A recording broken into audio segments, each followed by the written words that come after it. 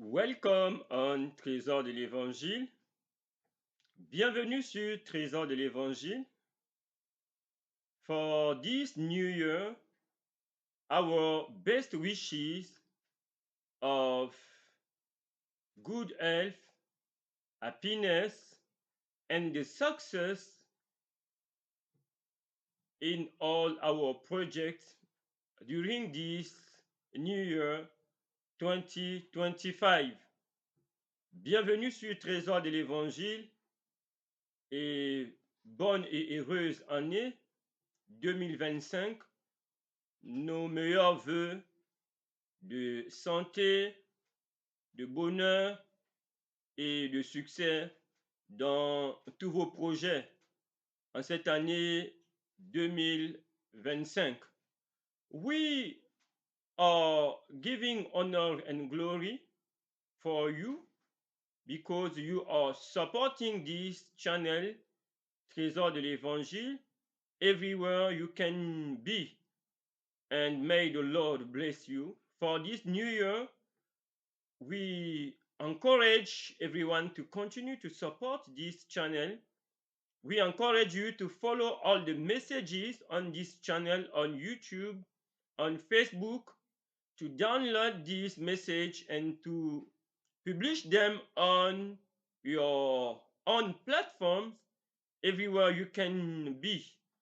Et pour cette nouvelle année, nous rendons honneur et gloire pour vous qui soutenez cette chaîne Trésor de l'Évangile, où que vous soyez, et nous vous encourageons à partager les messages, à les regarder, à les écouter, à les télécharger, mais aussi à les publier sur vos plateformes où que vous soyez. And we encourage you also to like and to subscribe on this channel and to invite others to join us on YouTube, on Facebook. Et nous encourageons, n'est-ce pas, à pouvoir aussi liker ces messages, de pouvoir continuer à pouvoir nous inscrire et à inviter d'autres aussi à pouvoir nous rejoindre sur cette chaîne Trésor de l'Évangile. And our topic today is the church and the state. Notre thématique d'aujourd'hui, c'est l'Église et l'État. And for others, we can add this, it can be also the religion and the state. It is, we can add this, mais cela peut aussi être la religion et l'État. But precisely because we will use the Bible and the title is the church and the state. Et cela peut être aussi, n'est-ce pas, assimilé à l'Église et à l'État. Mais étant donné que nous utilisons la Bible, la Bible, nous utilisons, n'est-ce pas, nous avons choisi l'Église et l'État, mais c'est aussi la religion et l'État. But before to start, we want to share a passage for this new year in the Bible. We want to share a passage in the Bible, in the Word of the Lord. It is very important for everyone to keep this passage, to pray and to meditate about this passage. Et avant de commencer, nous allons partager un passage dans la Bible pour cette nouvelle année et nous nous encourageons à pouvoir garder ce passage biblique, à prier et à pouvoir le méditer. Our passage is in the book of Psalms in the Bible, Psalms chapter 119, verse 105, for those who read in English. Thy word is a lamp unto my feet and a light unto my path. And we are in this new year, 2025, and we can acknowledge everywhere we can be that the things are going crazy everywhere we can be in all the aspects of the humankind today. We are watching the news, we are facing many challenges, and it is very important for us to consider this passage. Thy word is a lamp unto my feet and a light unto my path. In this world, we need the word of God. This passage is talking about the lamp and talking about the light, and the contrary, when we consider the lamp and the light, it's the contrary is uh, um, the lamp and the light are talking us about we can say the light, but the contrary is the darkness. It's this passage is remind us the darkness. And today we are living in a world, and we are watching the darkness everywhere, because uh, um, the things the things are going crazy, and we are watching many difficult situation, many disasters, many difficulties. We cannot name all these difficulties, but and we need to know through the Bible where our world, where our world is going on. And it is a great question, but it is through the Bible that we can know where our world is going on. And in this in the darkness of this world, we sometimes uh, uh, um, we need the Bible to have a good answers to our question. We have many questions. How things are going on politics, on economy, on many aspects in the religion, but sometimes we don't have the good answers about all this situation. In the moral, um, the moral is declining, and sometimes we have many questions. But about all these question, we need to consider the Bible, and the Bible has the answers to all these situations. And we are watching the signs for the second coming of our Lord Jesus. Some don't understand this, but when we read the Bible, you will see clearly that many prophecies which are for telling the second coming of our Lord Jesus Christ are fulfilling around us. And we need to consider the word of the Bible to have to behave uh, according to the word of God, to take the good decision personally.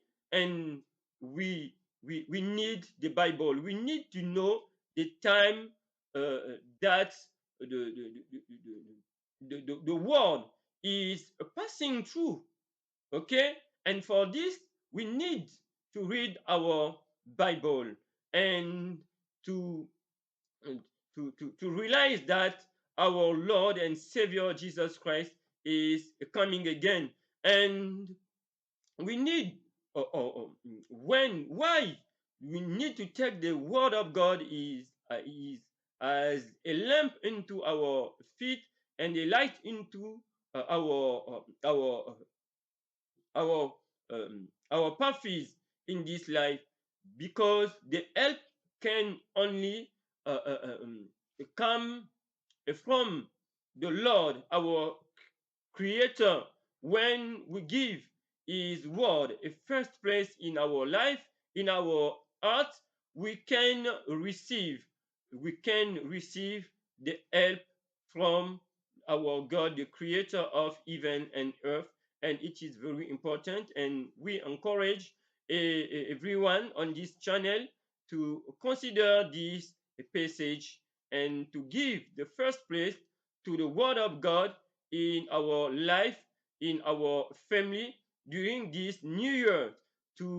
It is very important for us, relevant to understand how things are going on uh, uh, um, in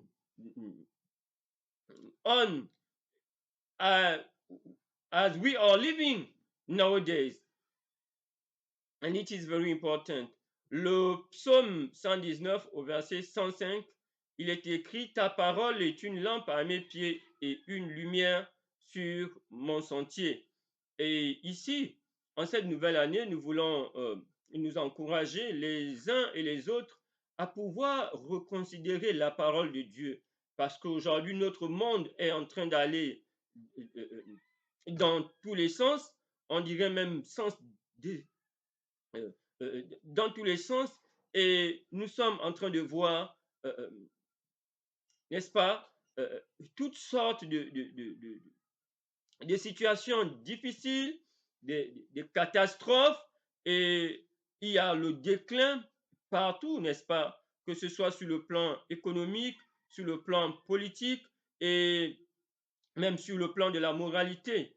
Et nous nous posons tellement de questions, des désastres, mais il est bon pour nous, n'est-ce pas, pour avoir les bonnes réponses à toutes ces questions, à pouvoir considérer la parole de Dieu.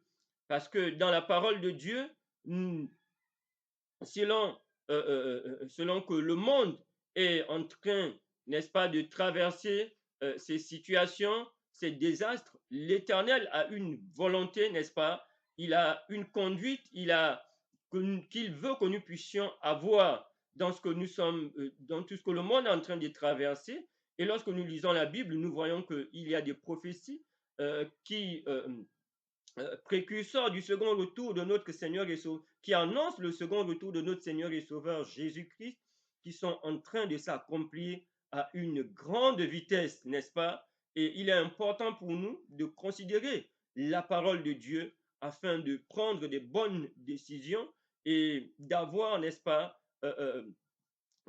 comment dire cela, la conduite à tenir. Cela est dans la Bible. Et c'est en donnant, n'est-ce pas, à la parole de Dieu la première place dans nos cœurs, dans nos vies, que nous pourrons recevoir, n'est-ce pas, le secours du Dieu créateur des cieux et de la terre. Et cela est très important pour chacun d'entre nous, que la parole de Dieu puisse être une lampe à nos pieds et une lumière sur notre sentier pour nous éclairer dans ce monde où nous sommes en train de voir les ténèbres partout, n'est-ce pas? Les ténèbres partout et les ténèbres.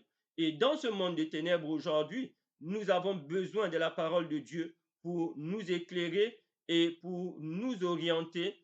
Et au travers de la présentation du jour, nous allons encore découvrir, n'est-ce pas, ce que le Seigneur veut nous faire comprendre, n'est-ce pas, en cette année 2025, avec tous les événements qui sont en train de se dérouler, de comprendre, n'est-ce pas, certains événements que nous voyons, mais qui, en réalité, ont une explication dans la Bible. Et nous nous encourageons, n'est-ce pas, à pouvoir considérer, à donner la première place à la parole de Dieu dans nos cœurs en cette nouvelle année.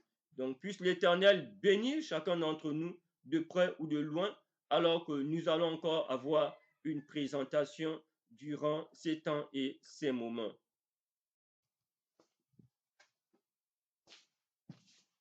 Heavenly Father, we give you honor and glory for this opportunity we have today,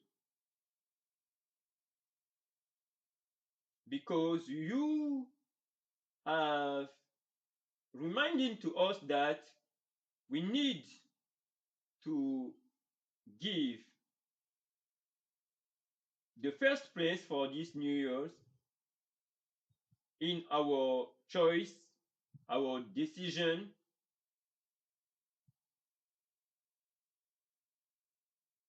We need to consider your word during this new year. And I pray now for all your people, your sons, your daughters,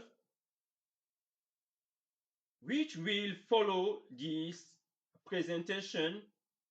I pray you, Lord, to bless them everywhere they can be. Lord, you know their challenges. You know the all kind of difficulties, all kind of problems they can face in all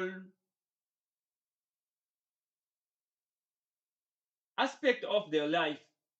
And I pray you, Lord, to give the answers to all this kind of situation in the name of our Lord Jesus Christ. I pray you, Lord, to magnify your name in our life, in our families. We pray you, Lord, to open the event for us and to grant to us all kind of blessings. May you, Lord, give us your holy angels to watch over us during these years. We pray you, Lord, to open our mind to understand your word and help us to surrender our life to you with our families. Be magnified and be glorified and help us to understand this presentation today and be with us during this new year by your holy angels, by your Holy Spirit, and watch over us. In the name of our Lord Jesus Christ, we ask you all these blessings. Amen.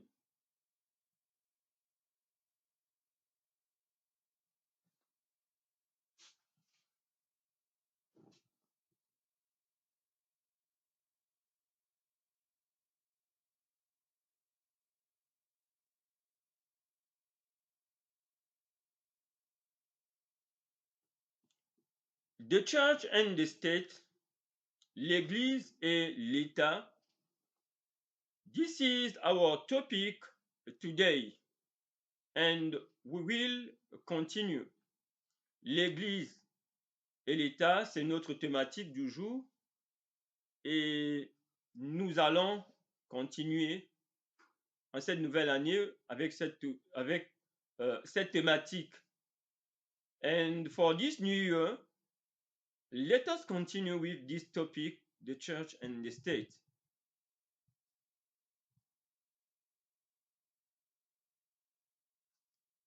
The dragon and the union of political power and the church. Le dragon est l'union du pouvoir politique et de l'Église.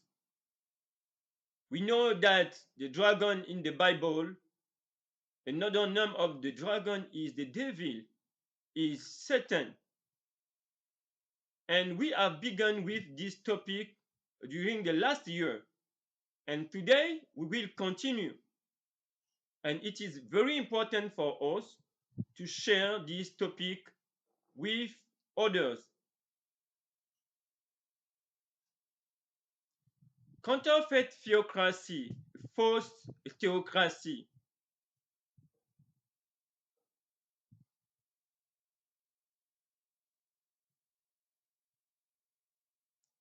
Today we are in the book of Revelation, chapitre 13.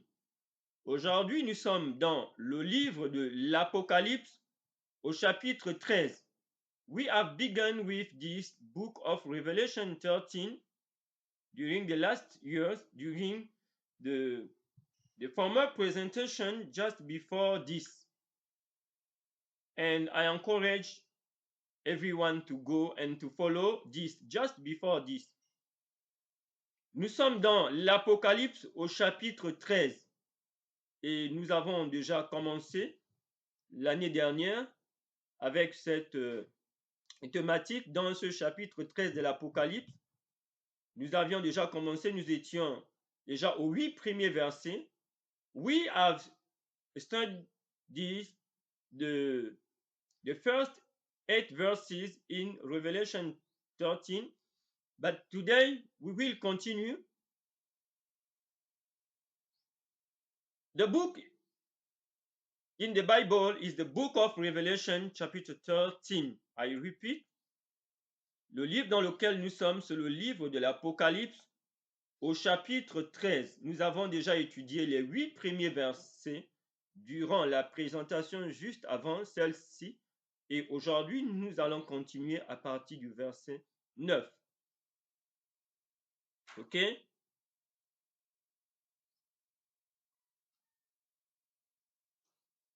Let us read.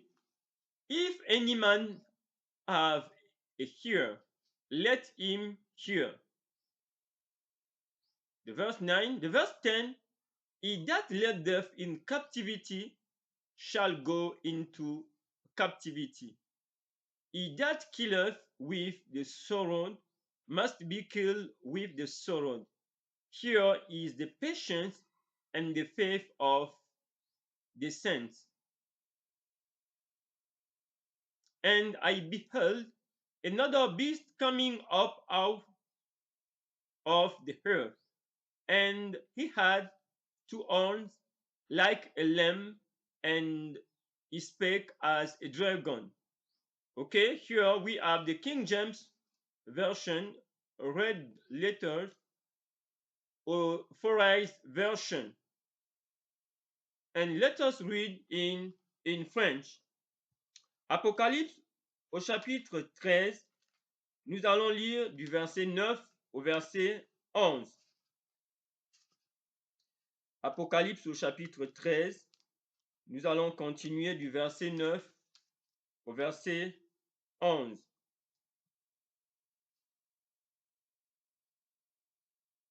Et il monte, Apocalypse, au chapitre 13, nous allons lire du verset 9 au verset 11, Apocalypse 13, du verset 9 au verset 11. OK? Si quelqu'un a des oreilles, qu'il entende.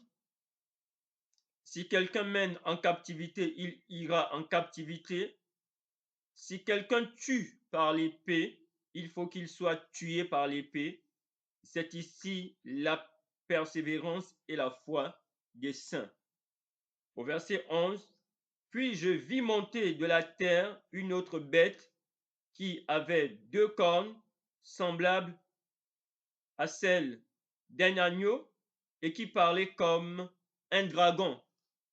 And here from the verse 9 to the verse 11, the verse 9, the Lord said, if any man have a ear, let him hear. We know that Revelation is the message that God has given to his Son, our Lord Jesus Christ. And our Lord has given to the angel, and the angel has given to John. And this is the message of God for his people until the second coming of our Lord Jesus Christ, as we have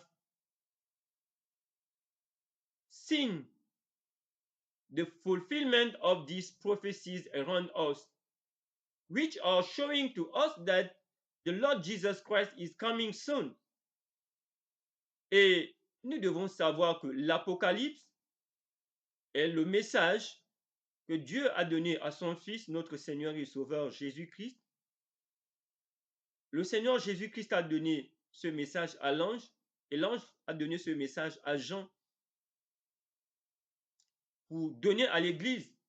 Et c'est le message, n'est-ce pas, de Dieu pour son peuple, jusqu'au second retour de notre Seigneur et Sauveur Jésus-Christ, alors que nous sommes en train de voir l'accomplissement des prophéties pour son second retour autour de nous. Et la révélation signifie ce qui est ouvert, ce qui est dévoilé.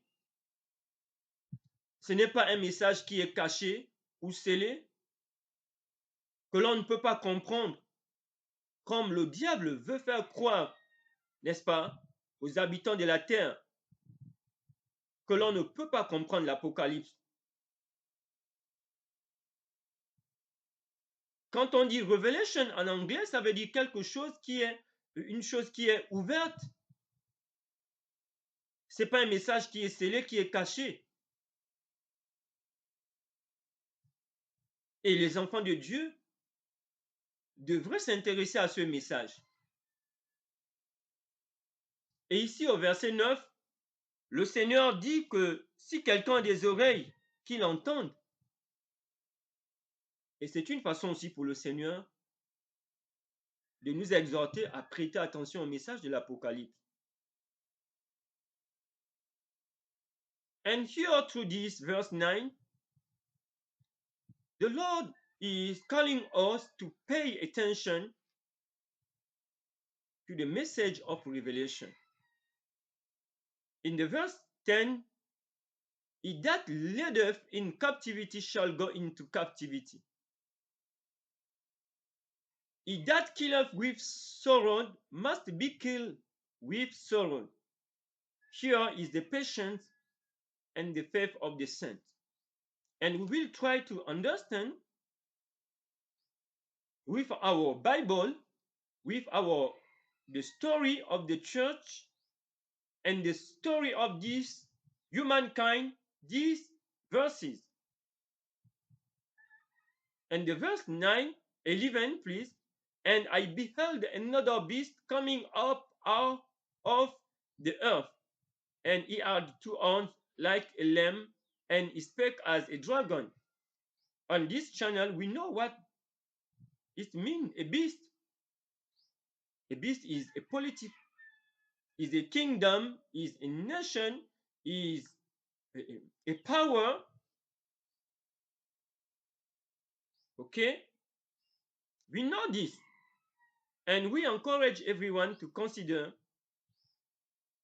the last presentation last year, just before this. We have begun to study Revelation 13. Et nous savons sur cette chaîne ce qu'une bête signifie. N'est-ce pas? C'est une puissance, c'est une nation, c'est un royaume, c'est un pouvoir. Et durant cette présentation, nous allons comprendre, n'est-ce pas, la signification d'Apocalypse 10. D'Apocalypse au chapitre 13 où nous sommes, pardon, les versets 10 et les versets 11. Pourquoi le Seigneur dit que celui qui mène en captivité doit aller en captivité? Et celui qui tue par l'épée doit être tué par l'épée. Et que c'est ici est la patience et la foi des saints. Nous allons découvrir cela au travers de l'histoire de l'Église, de l'histoire de l'humanité, mais aussi avec nos Bibles. Et Jean dit qu'il a vu une autre bête monter de la terre, qui avait deux cornes comme un agneau, et qui finalement a parlé comme un dragon. Nous allons comprendre, n'est-ce pas, ces deux versets durant cette présentation.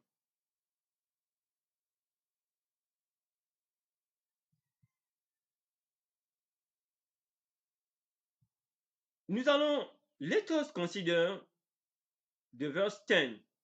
We'll repeat, he that leadeth into captivity shall go into captivity.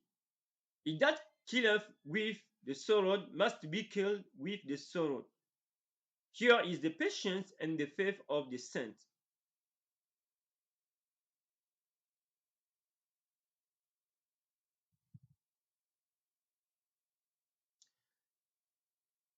AD 538 AD from 17,900 AD from these 2 years after the death of our Lord Jesus Christ, it is a period of time of 1,260 years.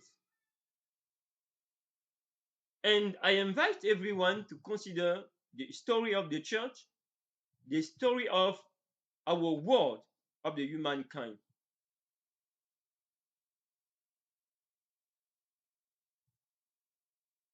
What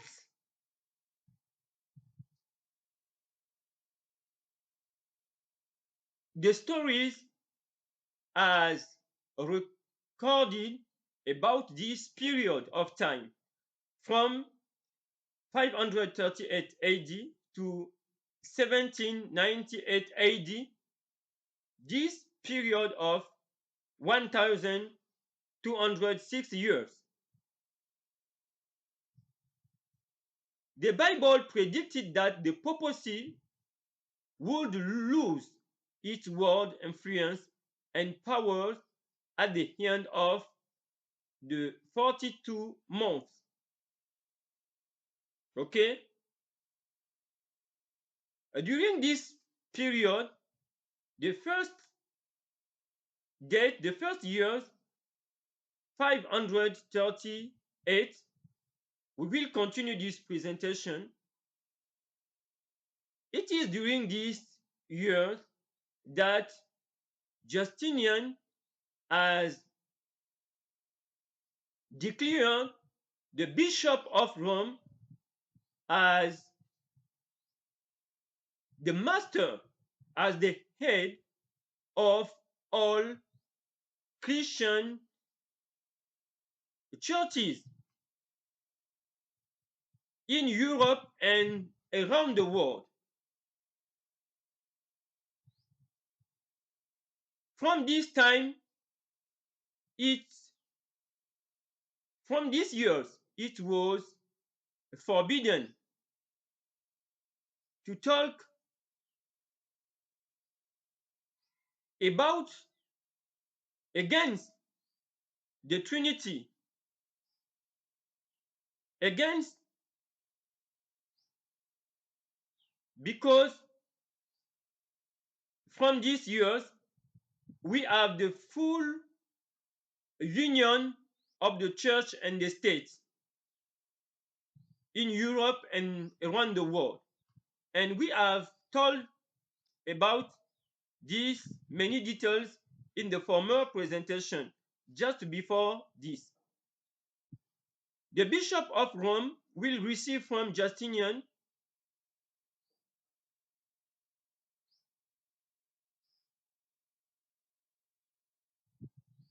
the civil power. He will unite church and state after the headquarters of the Roman Empire will change from Rome to Constantinople.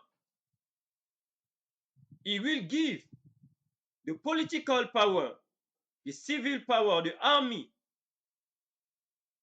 to the Bishop of Rome. And from this time, the Bishop of Rome will be a Roman emperor under the umbrella of the Christianity, and he will destroy the papacy.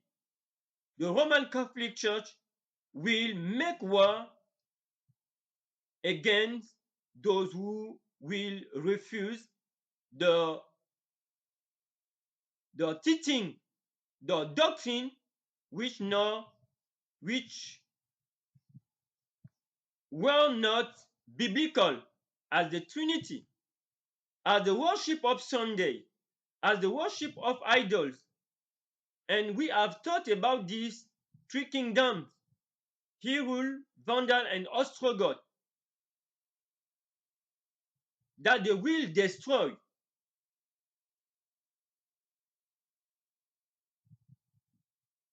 But the Lord has forbidden his people to use the sword, but the papacy, the Pope, the leaders of the Catholic Church or the papacy will use the sword to kill the disciple of Jesus Christ from those who believe in the Bible and the Bible alone from 538 to 1798. And it is during 1206 years. And we can find this period of 42 months. And we know that in the Bible, when you multiply this 42 month, a month as uh, um, you can consider 30 days, you will find 1260 days. But in the prophecy, a days represent a year. When we consider the book of Ezekiel, the book of Number, we have these details in the others presentation on this channel. For example, the small horn, and we encourage you. It is the same period, and the purpose will shed the blood for those who refuse the the doctrine, those who have chosen to believe in the Bible and the Bible alone. Okay? But we know that the Christianity of the papacy of the Catholic Church was they have Christianized the paganism.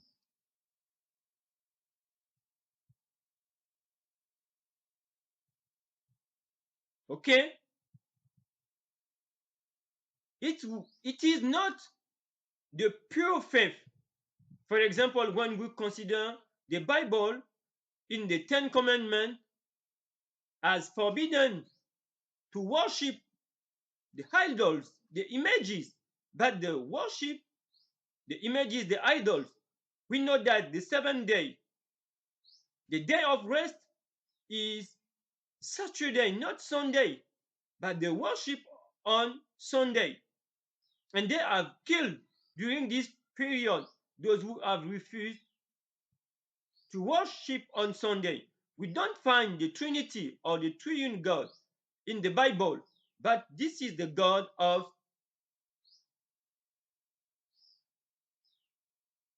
the papacy. And until today, and the Trinity has become also the God of the apostate Protestant churches, because the God of the Bible, the God of Israel, is not the Trinity or the Triune God. And during this time, the papacy has destroyed all these Christian, all these saints. We have the faith in the Bible and the Bible alone. They have joined church and state. They have received, they have used the armies of the kingdom in Europe and around the world to enforce their faith, their doctrine. And they have shed the blood during this period, which is calling the Dark Ages. This period from 538 to 1798, it is the Dark Ages, the union of church and state in Europe and around the world.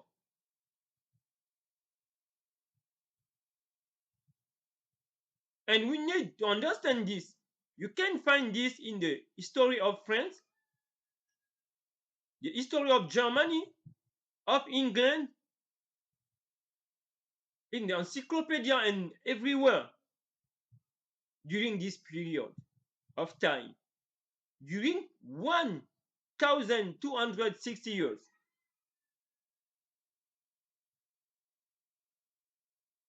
And the Lord has said that if we can summary the verse 10,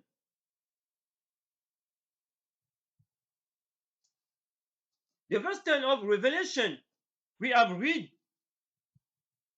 said that everyone who will lead to captivity will also be led himself to captivity. And everyone who use the sorrow will be killed also by the sorrow. And it is very important to understand this. And it is this power which has ruled the world during this period of time. The papacy, the Catholic Church, or the Vatican. And it is very important to understand this.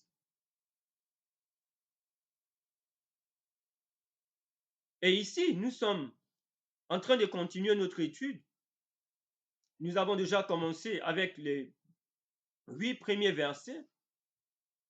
Et ici, nous avons cette période qui va de 538 après Jésus-Christ à 1798 après Jésus-Christ, une période de 1260 années. Et durant cette période, n'est-ce pas, avec la chute de l'Empire romain, qui changera de capitale de Rome à Constantinople, un empereur romain que l'on appelait Justinien,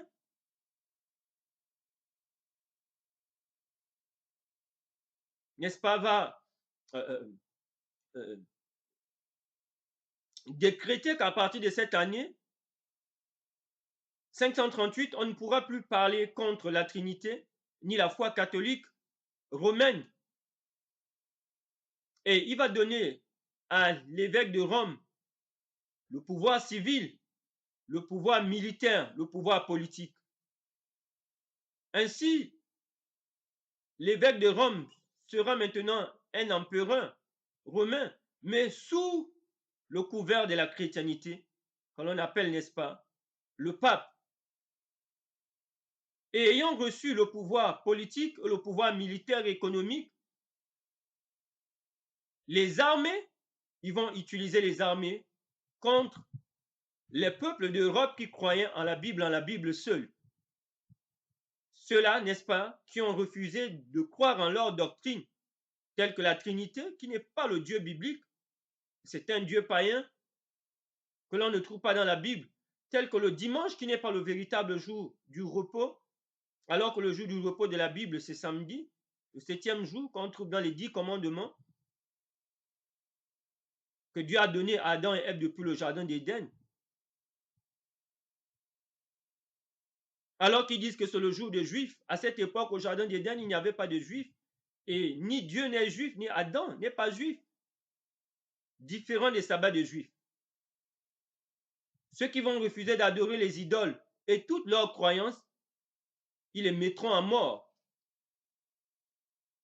Alors que Dieu, lorsque nous lisons dans le verset, nous lisons dans les évangiles la vie de Jésus-Christ, Jésus-Christ a interdit à ses disciples d'ôter la vie à leurs semblables. Mais ils vont utiliser l'épée, la papauté. Et c'est durant cette période de 1260 années que l'on appelle l'âge des ténèbres. C'est cette même période de 42 mois que l'on, si vous multipliez les 42 mois que l'on trouve dans la Bible, fois 30, vous allez trouver 1260 jours. Et un jour dans la Bible, la prophétie biblique dans le livre de Nombre et d'Ésaïe représente une année. Donc les 1260 années.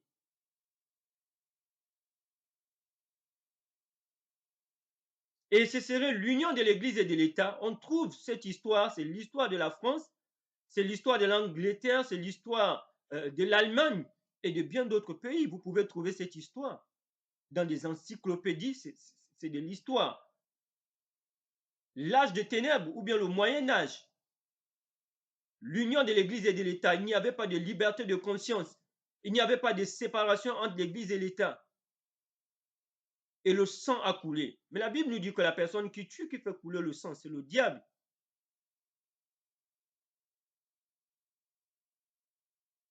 Donc le diable, déguisé sous cette organisation, a ôté la vie aux véritables enfants de Dieu qui croyaient à la Bible et la Bible seule. But we know that during the dark ages,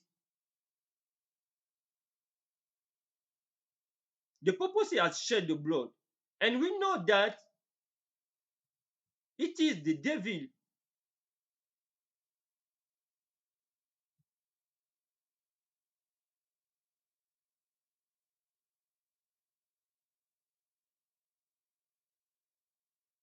which has used this organization to kill, because the Ten Commandments has forbidden to the people of God to kill others. But they have killed in the name of Jesus, in the name of the gospel, in the name of the church of God.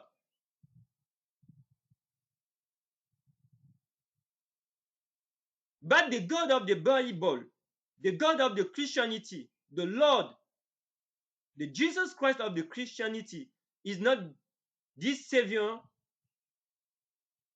Don't allow us to kill each other. And it is very important for us to understand this.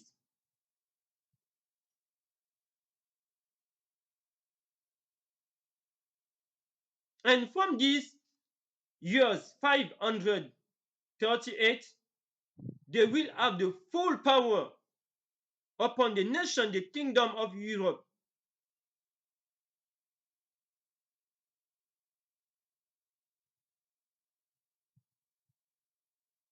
Okay?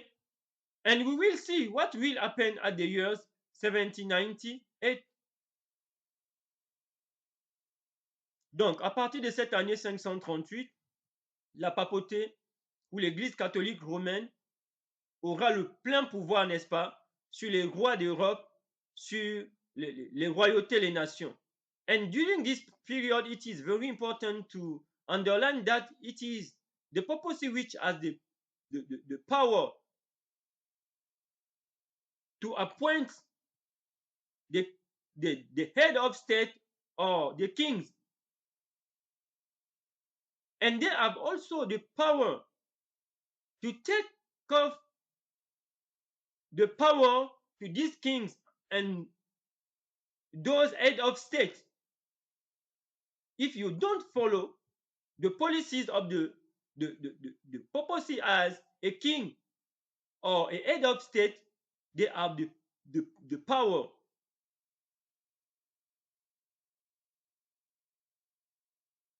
to change you.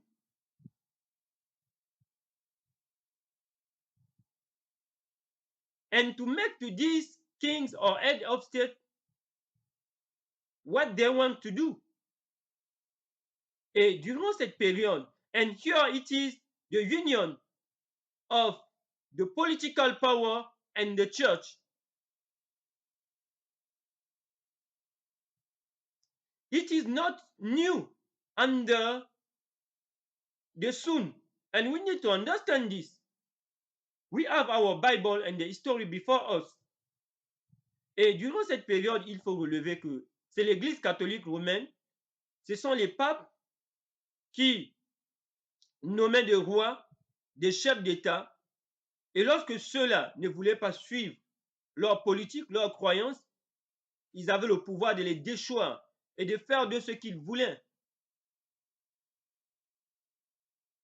Donc ici, nous avons l'union de l'Église et de l'État. Ce n'est pas une chose nouvelle sous le soleil. L'union de l'Église et de l'État, n'est-ce pas, a contribué et contribue à faire couler le sang, n'est-ce pas?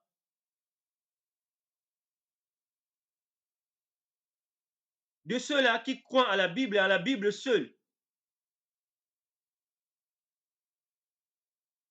L'union de l'Église et de l'État a été un pouvoir persécuteur et demeure. And it is very important for us to understand that the union of church and state is a power which destroys the true people of God who believe in the Bible and the Bible alone and shed the blood.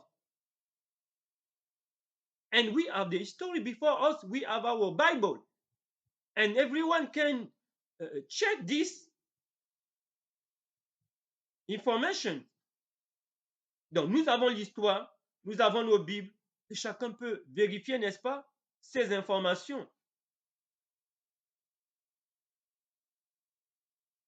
Mais l'union de l'Église et de l'État, c'est fait sous le contrôle du diable. After the end of theocracy in the Bible, après la fin de la théocratie dans la Bible, que nous avons déjà étudié. The God of the union of the church and the state is not the God of the Bible, it is the devil. When we consider how during the Dark Ages, the papacy has destroyed many Christians which believe in the Bible and the Bible alone. Donc nous devons comprendre que le Dieu de l'union de l'Église et de l'État n'est pas le Dieu de la Bible, c'est le diable. Lorsqu'on considère le sang qui a coulé durant le Moyen Âge, des enfants de Dieu qui ont été détruits.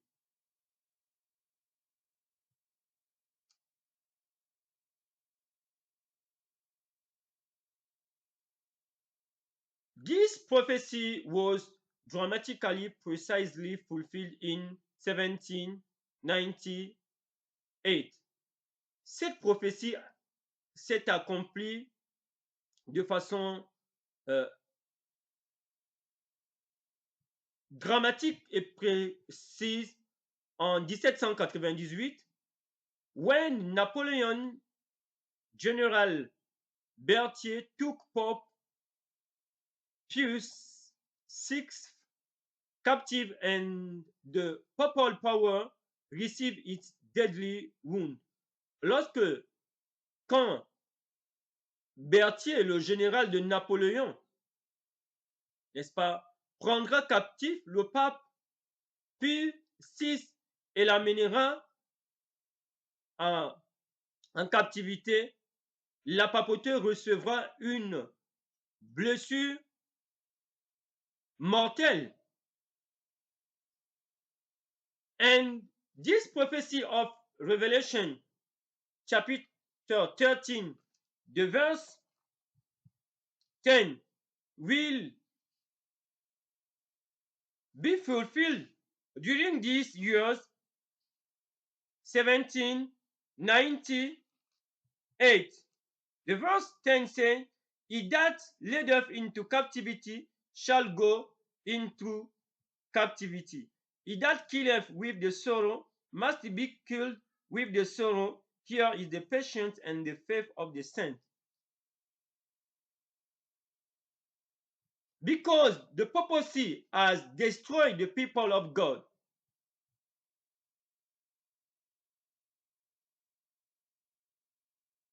they didn't repent of these murders. But in Revelation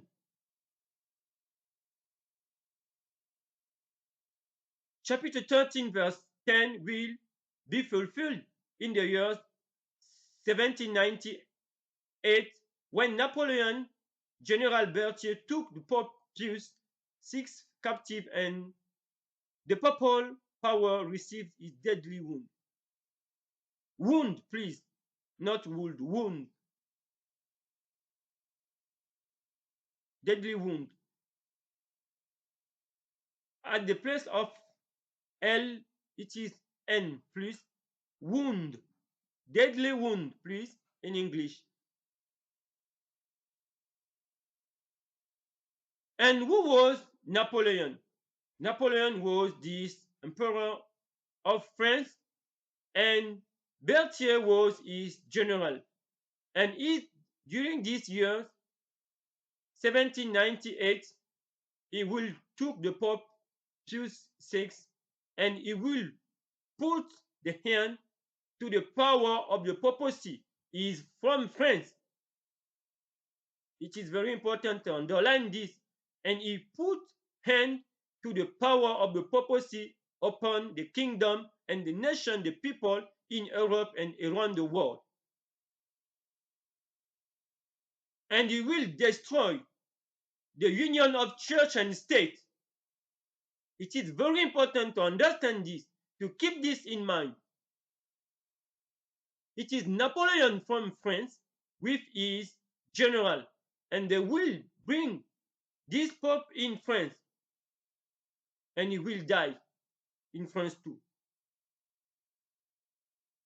It is Napoleon who will put hand to the union of church and state, which has given the power to the papacy or the Catholic Church upon the world and the Europe.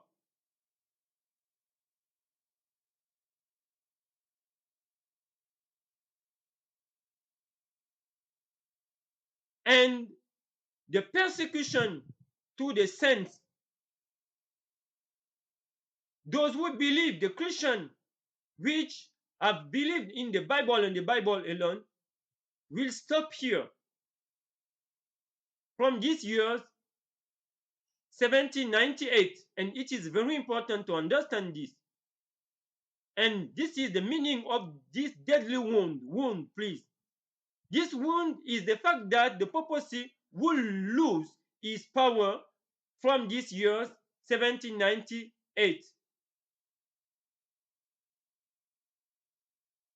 And everyone needs to keep this in mind.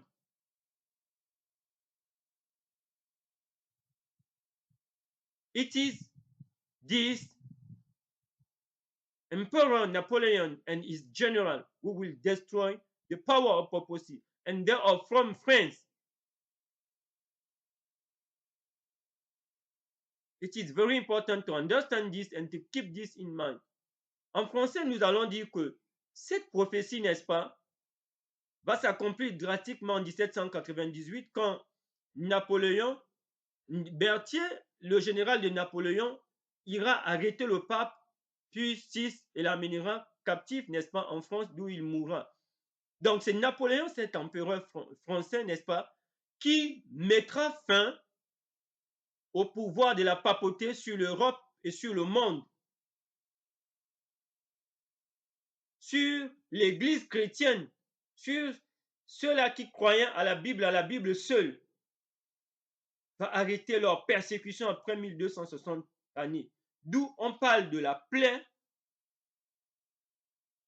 mortelle de la bête. La plaie ici de la papauté mortelle, c'est le fait que la papauté a perdu son pouvoir d'union de l'Église et de l'État.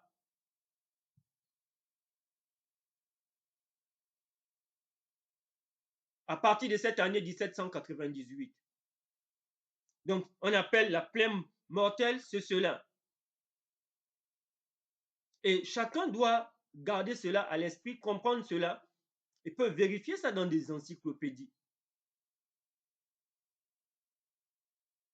C'est à partir de ce moment de cette année que la papauté n'aura plus la même mise sur les rois d'Europe, les dirigeants d'Europe, et persécuter, continuer à tuer ceux-là qui refusent, n'est-ce pas, leur croyance,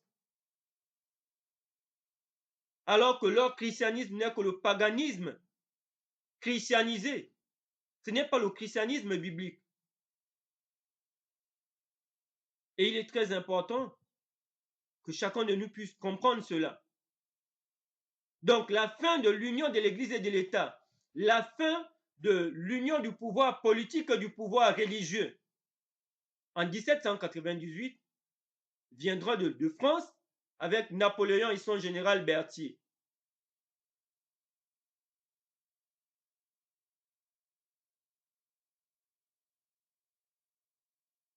Après tant de sang versé,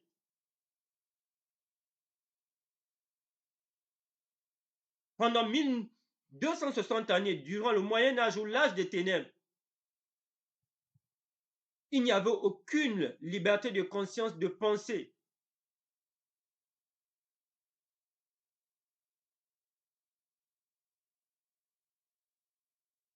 La papauté contrôlait l'économie, la politique, les armées, tout. Et le sang a coulé. L'union de l'Église et de l'État.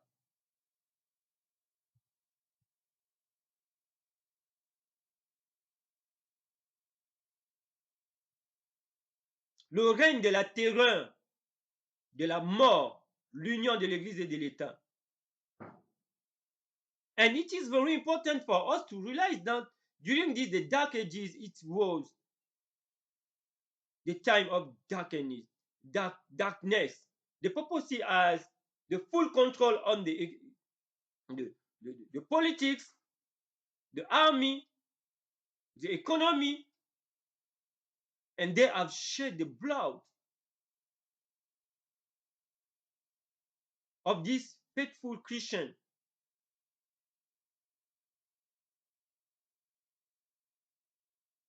And it is very important to understand this.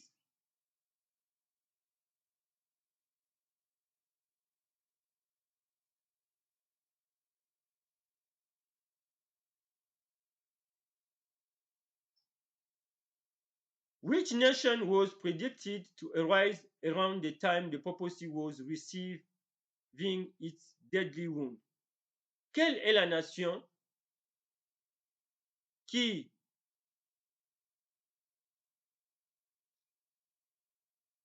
quelle est la nation qui a été prédite qu'elle devait s'élever autour du moment où la papauté, n'est-ce pas, recevra cette plaie mortelle?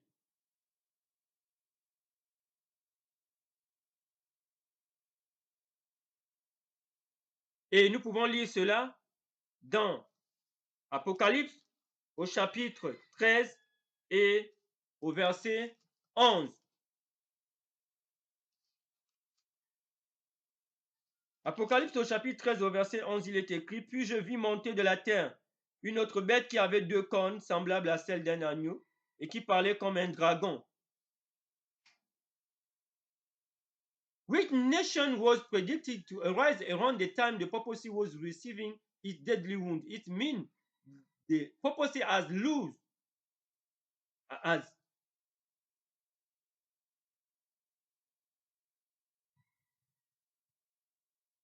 the control over the kingdom and the nation of Europe and the world.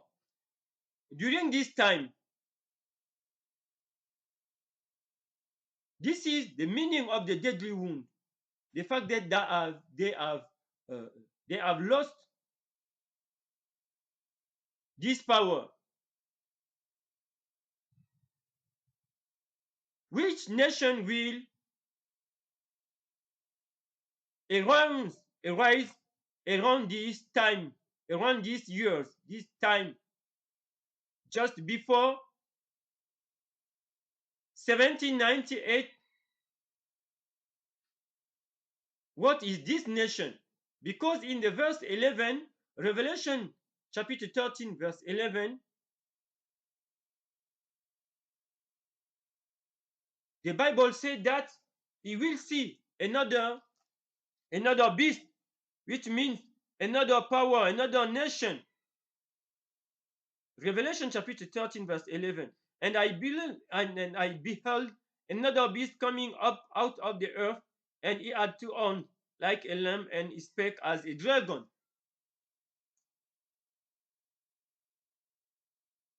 Which will be this nation? Okay? And we need also to consider our Bible and to consider the history to see what will be this nation we will arise around this time of 1798, just before. Okay?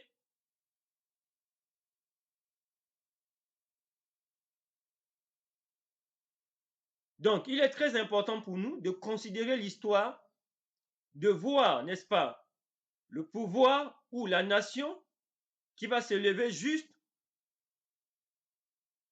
avant, n'est-ce pas, la chute de la papauté ou juste, en fait, dans cette période-là, dans le monde, quelle est cette nation qui va se lever ou bien cette puissance? Nous devons considérer nos Bibles et l'histoire du monde.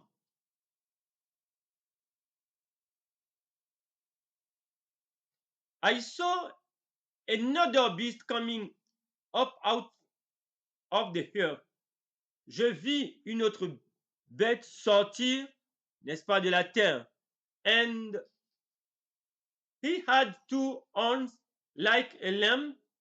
Et elle avait deux cornes comme un agneau. And spoke like a dragon. Et parlait comme un dragon. Revelation chapitre 13 verse 11. It is very important because we have two aspects of this beast. At the first time, this beast will be like a lamb. And after to be like a lamb, this beast will speak like a dragon. Okay? And we know that in the Bible, the dragon represents the devil. And in the book of Revelation, has shown to us how the dragon has make war against the true believers, those who believe in the Bible and the Bible alone. When you consider Revelation 13 or Revelation chapter 12 and so does, we see the Revelation calls the devil, Satan, the dragon, which is the main goal is to persecute, to kill the true people of God which believe in the Bible and the Bible alone, as we have seen at the beginning of Revelation 13, how the devil has given the power to the papacy to kill the true believers during the Dark Ages. And the Bible said that this beast at the first time will be like a lamb, and after he will speak like a dragon. Revelation chapter 13 verse 11, and we will try to understand. Donc ici, la Bible nous dit que Jean, dans Apocalypse chapitre 13, au verset 11, durant cette période de la chute de la papauté, il va voir un autre pouvoir, une autre nation, une autre puissance qui sortira de terre et qui aura deux cornes comme un agneau et qui après parlera comme un dragon. Donc, nous allons voir ce que l'agneau signifie. Mais nous lisons dans le livre de l'Apocalypse, nous avons Apocalypse 12, Apocalypse 13, dépeint le diable ou Satan comme étant le dragon qui fait la guerre au peuple de Dieu qui est fidèle à sa parole et à la Bible. Et dans Apocalypse 13, au premier verset, on nous dit que le diable a donné le pouvoir à la papauté qui a tué durant le Moyen Âge de 538 à 1798 en Europe et partout dans le monde, le peuple de Dieu qui était fidèle à la Bible seule, qui a refusé d'adorer la Trinité, les idoles, le dimanche et bien d'autres doctrines. On nous dit que ce pouvoir qui va commencer comme un agneau agira finalement comme un dragon.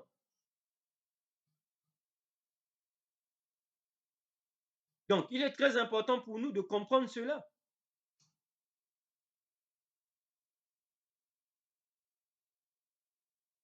Et ce pouvoir, n'est-ce pas, avait deux cornes comme un agneau. Que signifie l'agneau dans la Bible?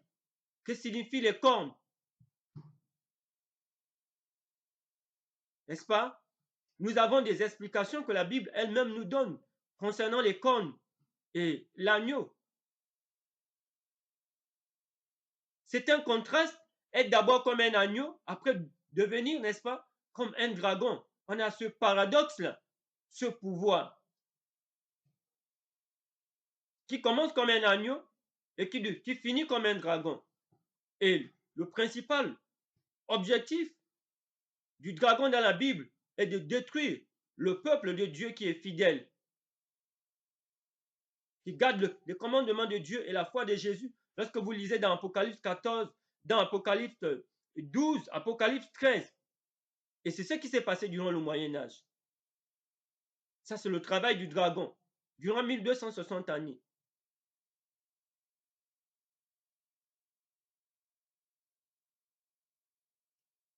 The papal captivity mentioned in the verse 10 took place in 1798. La captivité papale mentionnée dans le verset 10 de l'Apocalypse 13 a eu lieu en 1798. And the new power, verse 11, was emerging at that time. Et une nouvelle puissance va émerger durant cette période.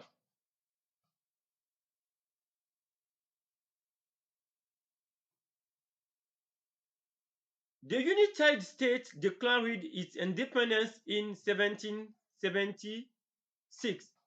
Les États-Unis d'Amérique vont déclarer leur indépendance en 1776.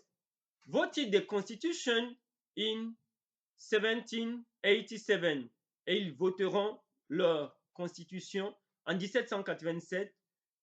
Adopted the Bill of Rights in 1791 et ils adopteront, n'est-ce pas, la déclaration de droit en 1791 and was clearly established as a world power by 1798 et seront déclarés comme une puissance mondiale, n'est-ce pas, autour de 1798.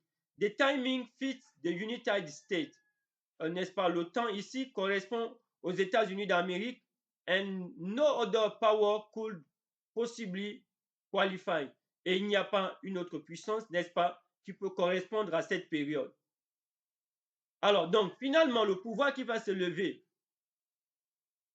autour de cette période, lorsque la papauté perd son pouvoir en 1798, ce sont les États-Unis d'Amérique. Ce sont les États-Unis d'Amérique. Lorsqu'on regarde en Océanie, on regarde en Asie, on regarde en Afrique, en Europe, on ne trouve pas une puissance qui va se lever durant cette période-là de 1798. Ce sont les États-Unis qui vont déclarer leur indépendance en 1776, voter leur constitution en 1787, adopter leur déclaration des droits en 1791 et seront clairement établis comme étant un pouvoir mondial en 1798. N'est-ce pas? Le temps correspond aux États-Unis lorsqu'on regarde l'histoire du monde. Il n'y a pas un autre pouvoir. Donc, c'est ce pouvoir que dans Apocalypse chapitre 13, au verset 11, Jean dit que ce pouvoir va agir d'abord comme un agneau avec 2 cornes et finira par agir comme un dragon, dont l'objectif est de persécuter les véritables enfants de Dieu. Un paradoxe, un pouvoir qui commence comme un agneau avec 2 cornes. Nous savons ce que l'agneau signifie dans la Bible, la douceur, la paix, et finira comme un dragon. La persécution, le meurtre, n'est-ce pas? Comme au Moyen-Âge avec la papauté.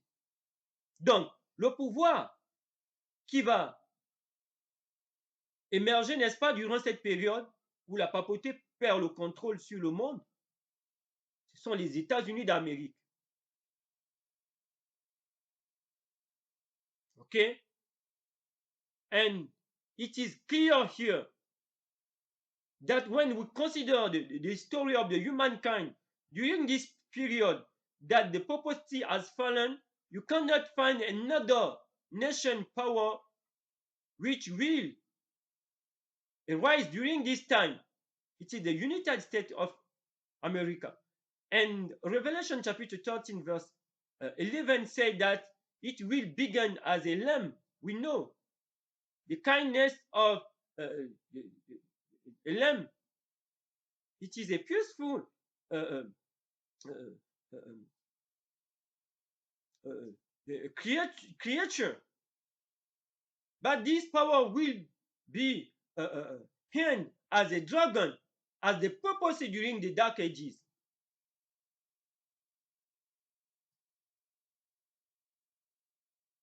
And it is very important to understand this. The union of church and state, this is the work of the dragon. The union of the church and the state. Et l'union de l'Église et de l'État, du pouvoir, the union of the church and the spiritual power, and the political power and the spiritual power, the church and the state. This is the work of the devil. Et le travail de l'union du pouvoir politique et du pouvoir spirituel, le travail de l'union de l'Église et de l'État, c'est le travail du dragon, c'est le travail du diable, comme au Moyen Âge. And this is not our point of view. This is the point of view. This is an evidence when we consider the Bible and the Bible alone, and precisely in the book of Revelation.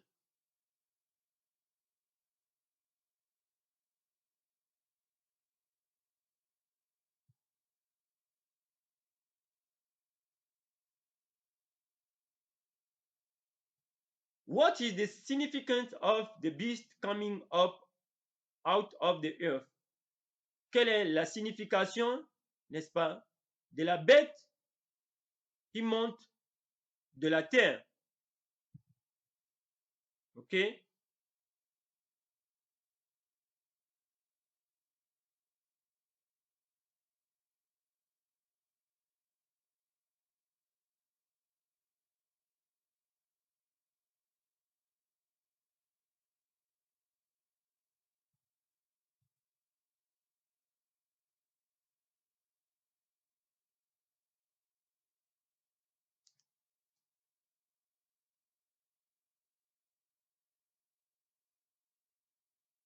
We know from Revelation that water symbolizes areas of world that have a large population. Nous savons selon le livre de l'Apocalypse que les eaux symbolisent des zones du monde, des endroits dans le monde qui ont une grande population, qui ont une large population. N'est-ce pas? La question, c'est de savoir que signifie cette bête qui monte de la terre. Lorsque nous considérons, par exemple, Apocalypse au chapitre 17 au verset 15, on nous donne la signification des eaux. Ça symbolise des peuples, des nations. Là où il y a beaucoup, en tout cas des endroits peuplés, on va dire ça comme ça. Apocalypse au chapitre 17 au verset 15.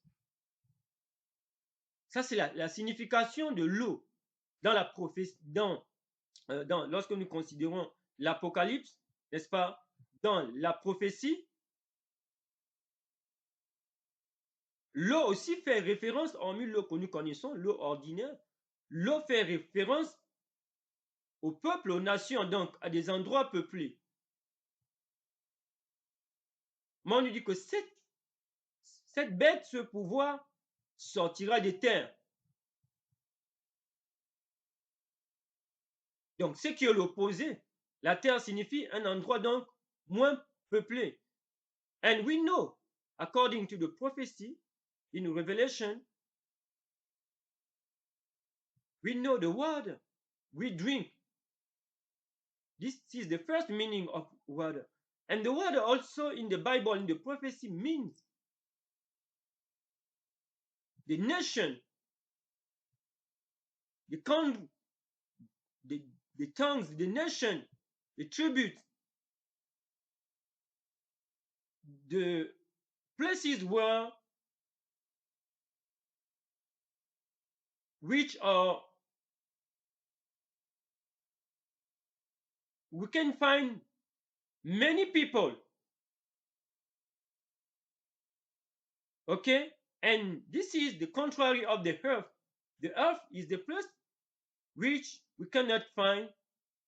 We can find few people.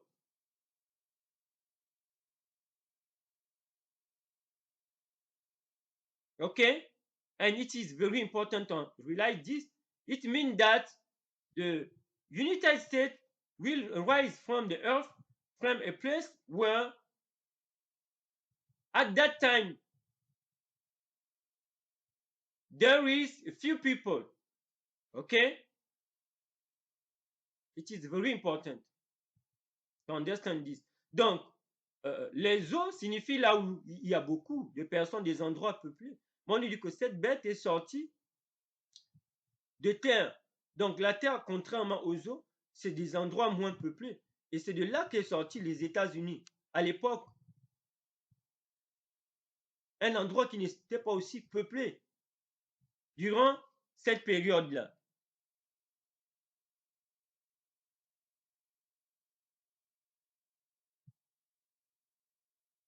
Therefore, the earth represents the opposite. Ainsi donc, la terre représente l'opposé. It means that this new nation, cela signifie que cette nouvelle nation would arise in an area, se levera dans une zone of the world that had a very small population, dans un endroit du monde où il y a peu de population, compared to Europe, comparativement à l'Europe, and before the late, before the death, please, the death 1700, 1700, avant la date de 1700. OK? Donc ici, cela signifie simplement que lorsque les États-Unis vont s'élever comparativement à l'Europe, n'est-ce pas? À l'époque, l'Europe était plus peuplée comparativement aux États-Unis que nous connaissons aujourd'hui. C'est simplement cela, la signification.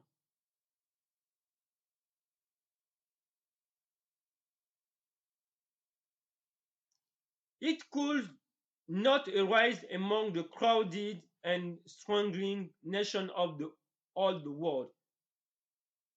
Cela signifierait que cette puissance ne s'est pas levée parmi des nations peuplées et qui se battaient, n'est-ce pas, dans le vieux monde. It had to come up in a sparsely populated continent. Donc cette nation va se lever, n'est-ce pas, d'un continent qui est peuplé de façon éparse, on va dire par endroits. L'Amérique à l'époque. Et cela correspond, n'est-ce pas, aux États-Unis d'Amérique.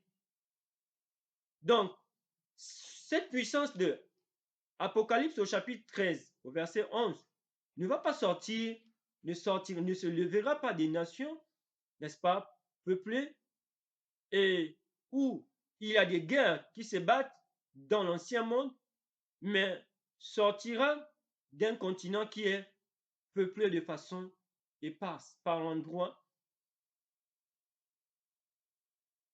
Donc, qui correspond, n'est-ce pas, à l'Amérique.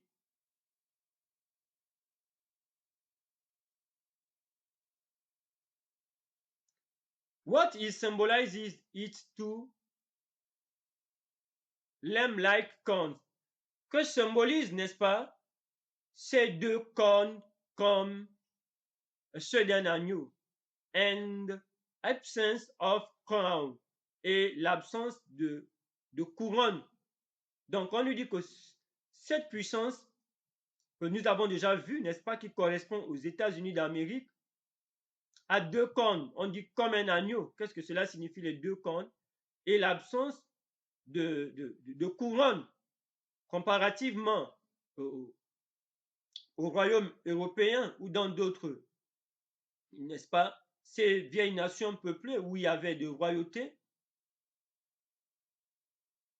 Cette puissance aura deux cornes comme un agneau et il n'y aura pas de couronne. Qu'est-ce que cela signifie?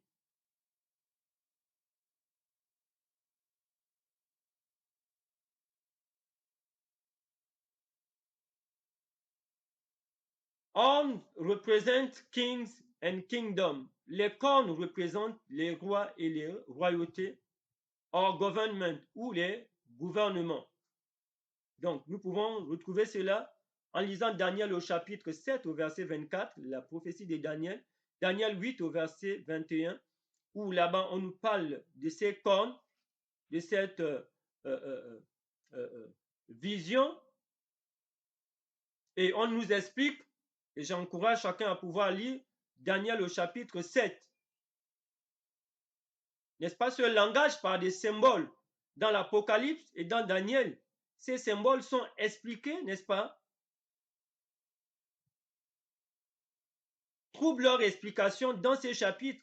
Donc, quand vous allez lire ces cornes, n'est-ce pas, dans Daniel au chapitre 7, on va vous dire après que ces cornes, n'est-ce pas, représentent des royaumes ou des rois. Donc, dans la prophétie, des cornes représentent des rois ou des royautés ou des gouvernements.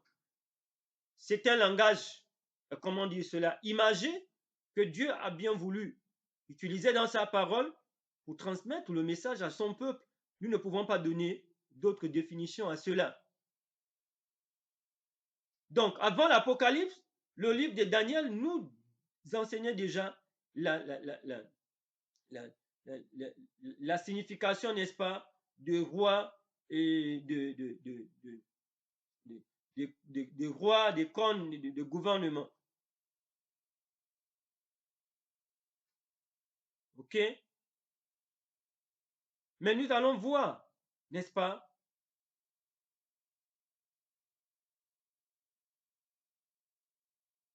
ce que cela signifie pour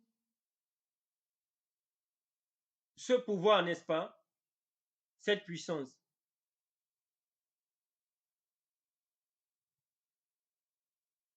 In this case, they represent the United States to governing principle, civil and religious liberty.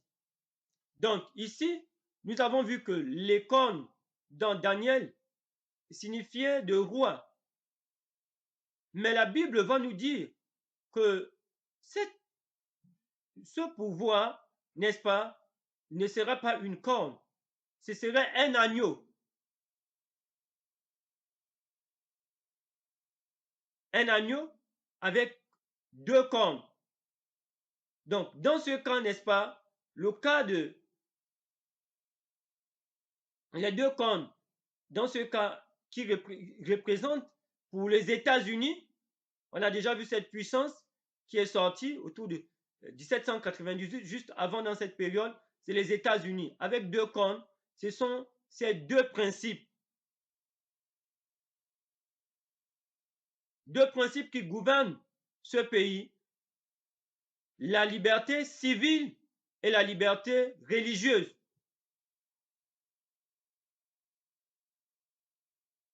N'est-ce pas? C'est un agneau. L'agneau qui signifie la paix, qui signifie la douceur. Donc, avec deux cornes ici, c'est deux principes qui signifient la liberté civile et la liberté religieuse.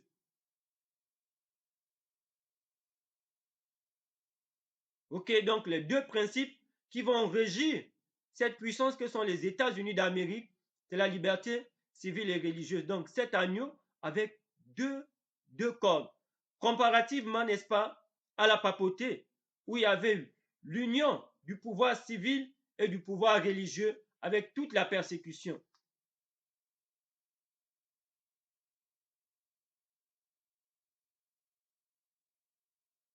Donc nous devons très bien comprendre cela.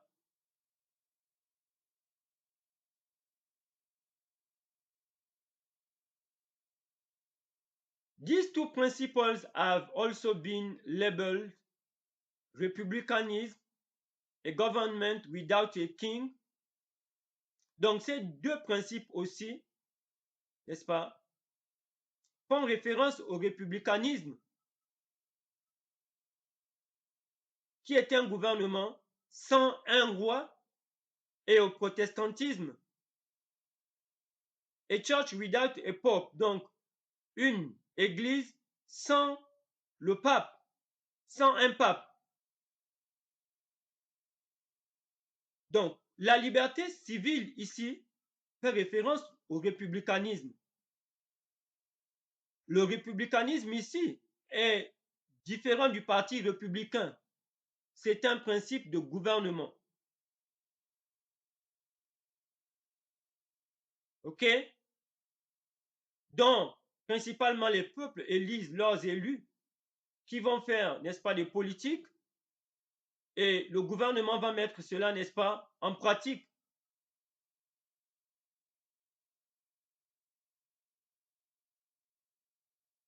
Et le protestantisme, ici, c'est cette église sans pape, où il y a la séparation entre l'église et l'État. Donc, les États-Unis sont basés sur le protestantisme et le républicanisme. Il y a une séparation entre le pouvoir civil et le pouvoir religieux.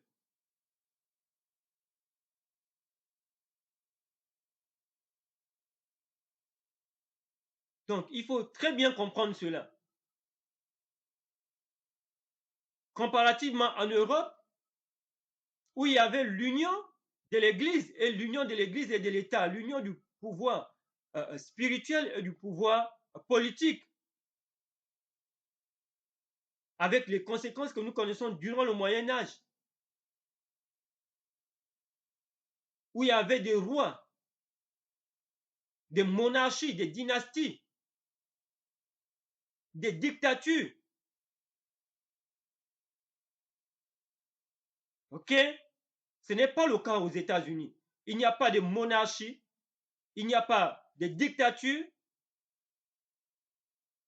il n'y a pas une église d'État, n'est-ce pas? Une église d'une royauté. Donc il y a la séparation entre l'église et l'État. Il n'y a pas de monarchie, il n'y a pas de dynastie. C'est le républicanisme. C'est le peuple qui a la liberté d'exprimer, n'est-ce pas, ses choix.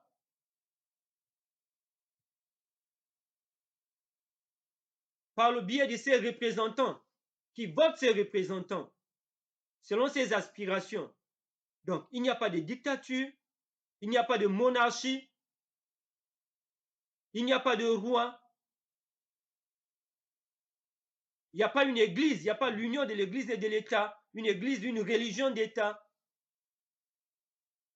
Les deux cornes de cette bête qui était comme un agneau.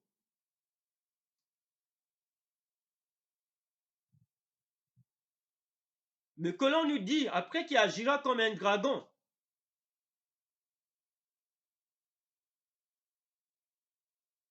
Donc, il faut très bien comprendre ici les deux principes ou les deux cornes.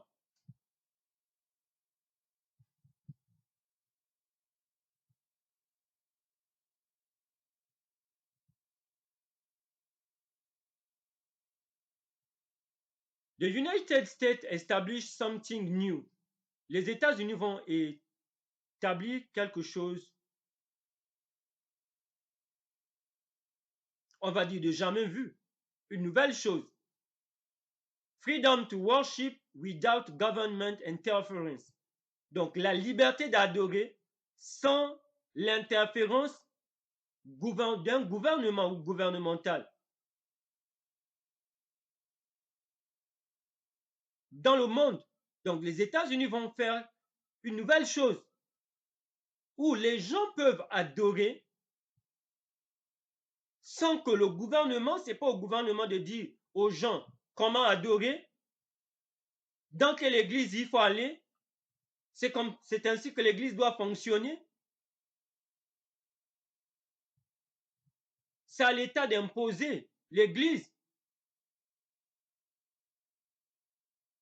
n'est-ce pas? Les États-Unis vont établir une nouvelle chose. On peut adorer, la liberté d'adorer, sans l'interférence du gouvernement. Il y a la séparation entre l'église et l'État.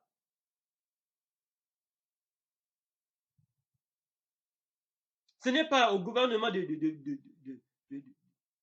dire quelle est la véritable église ou la bonne église.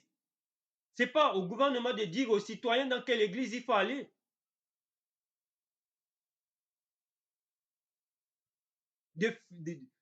D'avoir la même mise, n'est-ce pas, sur les églises. Il y a une séparation.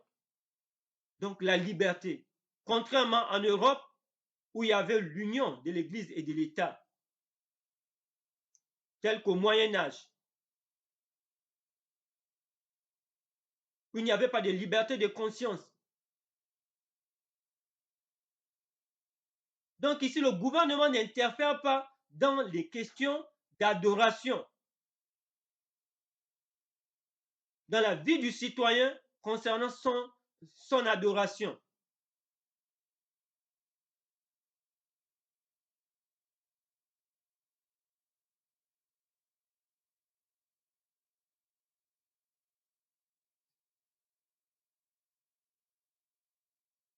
Freedom of religion. Donc la liberté de religion aux États-Unis, la liberté. Le gouvernement laisse à chaque citoyen la liberté de religion.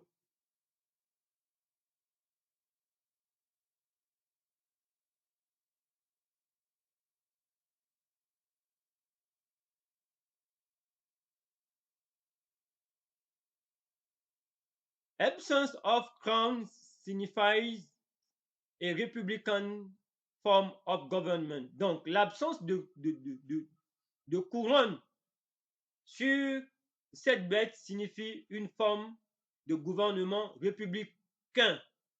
On a dit que c'est différent du parti républicain, ce n'est pas la même chose. Rather than a monarchy, au lieu d'une monarchie, d'une dictature.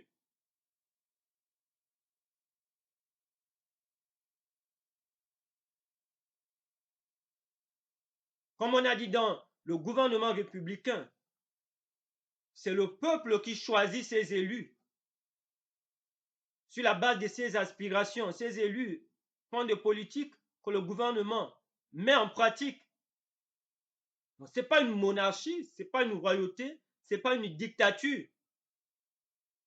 Il y a une séparation entre l'Église et l'État. Ce n'est pas les mêmes hommes qui sont dans la religion, ils sont aussi dans la politique. S'ils sont dans la politique, ils sont dans la politique, ils sont dans le domaine du gouvernement, ils sont dans la religion, ils s'occupent de ce qui est religieux. Ils ne mélangent pas les deux. Il y a des questions politiques, il y a des questions religieuses. C'est ça les États-Unis. Les questions religieuses sont traitées par ceux-là ceux qui sont dans le domaine religieux. Les responsables religieux ou les responsables d'église. Les questions politiques sont traitées par ceux qui sont des leaders, les acteurs politiques. On ne trouve pas ce mélange-là. Parce qu'on se souvient du Moyen Âge. C'était un mélange mortel.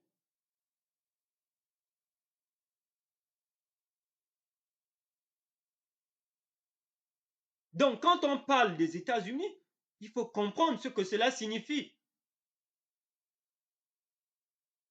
comment les États-Unis fonctionnent.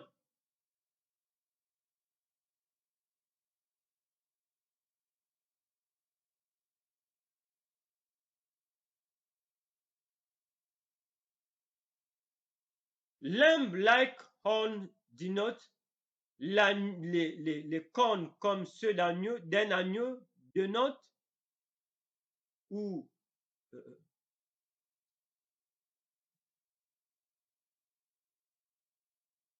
d'une innocente jeunesse signifie.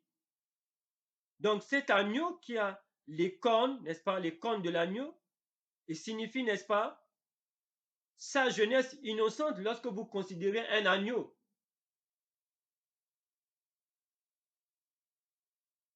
Donc, la jeunesse de l'agneau est comment? L'agneau est une jeunesse innocente, non oppressive, qui n'est pas oppressive, qui n'oppresse pas les gens, qui ne domine pas, qui ne fait pas du mal.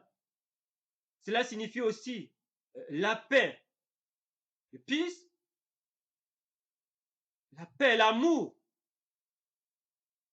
Jesus is referred to as a lamb in Revelation. Jésus est aussi comparé à l'agneau dans le livre de l'Apocalypse. So this is new government was trying to uphold his principles. Mais on nous dit plus tard que il va maintenant parler comme un dragon.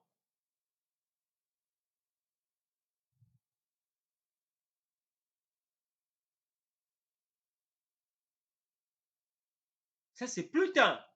Donc, ce pouvoir-là va commencer avec des cornes comme un agneau, des cornes qui signifient une jeunesse innocente, non oppressive,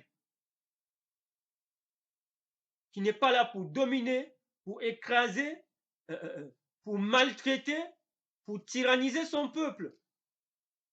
Cela signifie la paix, l'amour. Jésus fait référence à l'agneau dans l'Apocalypse. Donc, c'est un gouvernement, c'est un pays qui travaillera, qui mettra sa population, on va dire, sa population vivra dans l'aisance. Ce n'est pas des dirigeants qui vont tyranniser, qui vont, comment dire cela, écraser, martyriser leur peuple.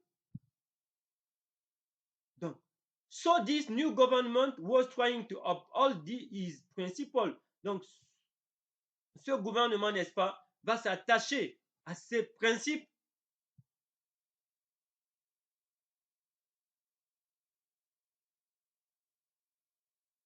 Donc, il fera beau vivre dans ce pays-là. Et c'est ce que les États-Unis, c'est ça l'histoire des États-Unis. Donc, cet agneau avec des cornes, n'est-ce pas, qui symbolise une jeunesse innocente à ses débuts, un caractère non oppressif, la paix, l'amour, faire en sorte que c'est un pays où tout le monde voudra aller vivre. Mais il n'y a pas un pays, n'est-ce pas, qui puisse rivaliser les États-Unis, où des populations sont épanouies, de populations vivent l'aisance. C'est ce pays, n'est-ce pas, dans le monde, qui est symbolisé par les États-Unis. Sauf qu'on nous dit qu'à un certain moment, ça va changer. Apocalypse chapitre 13 au verset 11 parlera maintenant comme un dragon. Mais l'histoire des États-Unis vérifie cela. Tous les peuples, la liberté de conscience.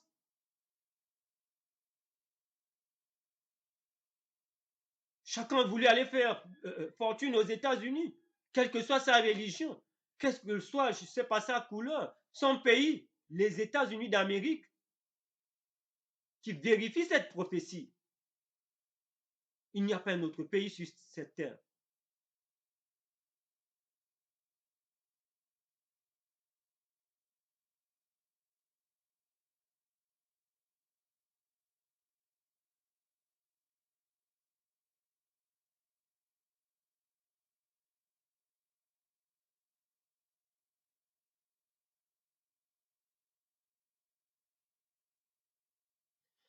The lack of crowns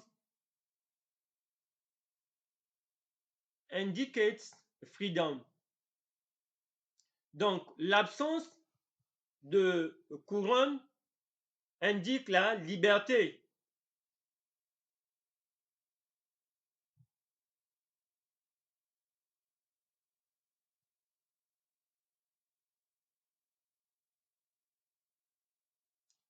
These two tenets established in the country's founding document. En fait, ces deux principes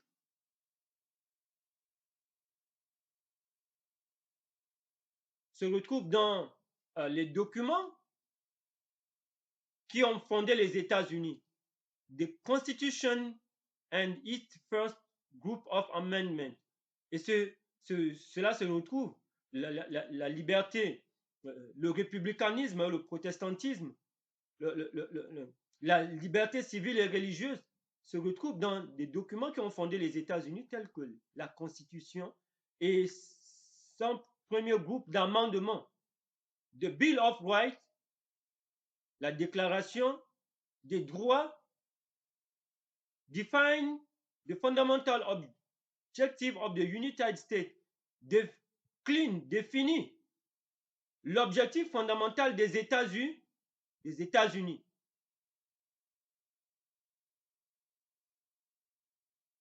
Donc, il faut découvrir cette déclaration des droits des États-Unis, où vous avez la liberté de religion, la liberté de presse, la liberté d'expression.